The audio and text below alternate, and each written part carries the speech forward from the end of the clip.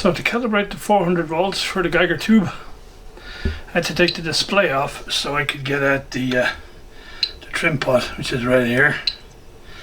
It's very sort of jumpy to set it up, but the idea is you have a 1 gig resistor in series with your voltmeter, and that, according to the paperwork, gives you about 100 to 1 step down. And so on your voltmeter, you want to read about 400. You want to read about 4 volts.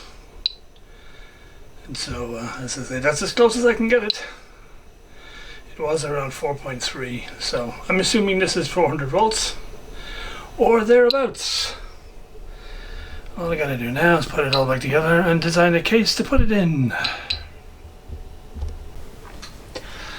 Hey guys, well, having got the old Geiger counter all working, it's not a very practical layout for putting in a case, and so I thought, well, it's no good as it is, we've got to put it in a case of some sort, and I wanted it to be portable and battery powered, so I ended up printing one. And you know that old saying of measure twice and cut once? It applies doubly when you're printing, because this one is 2mm too narrow. So this took 7 hours to print, and we throw it away, and this took 7 hours to print.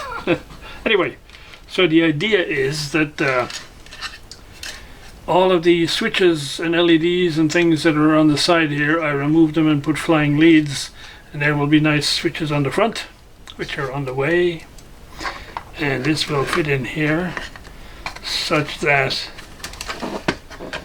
the SD card slot lines up here on the side.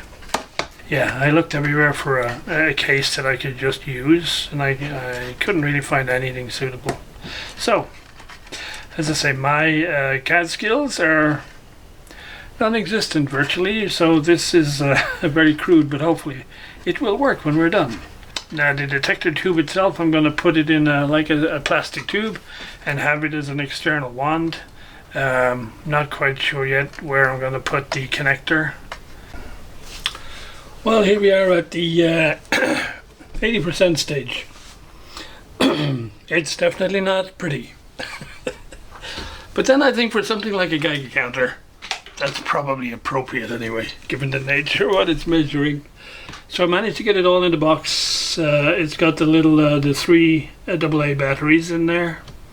I didn't have any white LEDs, so I put a red one. It'll do for now. So I have an on-off switch for the battery and an on-off switch for the beeper, because over time the beeper is going to drive you nuts. And I just use a regular barrel connector and right-angle plug to hook up the probe. So I just noticed something unexpected. There's a little battery indicator here which suggests my battery is half depleted, and these are 3 AA's in there, fully brand new out of the box sort of thing. To be investigated. So my 2 push buttons arrived this morning, and well, yeah, they're a little bit too big. But they'll do for now, they'll do. Well, there we go guys, here's the final thing. It definitely has that sort of Cold War look to it, but then again I think that's kind of appropriate. The only thing I have to do is maybe get rid of this tape and put a little bit of glue here to hold the end cap on. And maybe do some decal stuff, but I'm hopeless at decals, so I know what the buttons do, so I don't need decals, but we'll see, we'll see. So there you go.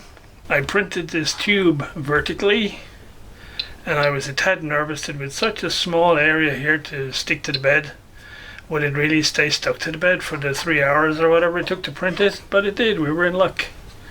So, okay guys, we call it a wrap here. Hope you found it a little bit interesting, and on to something else soon.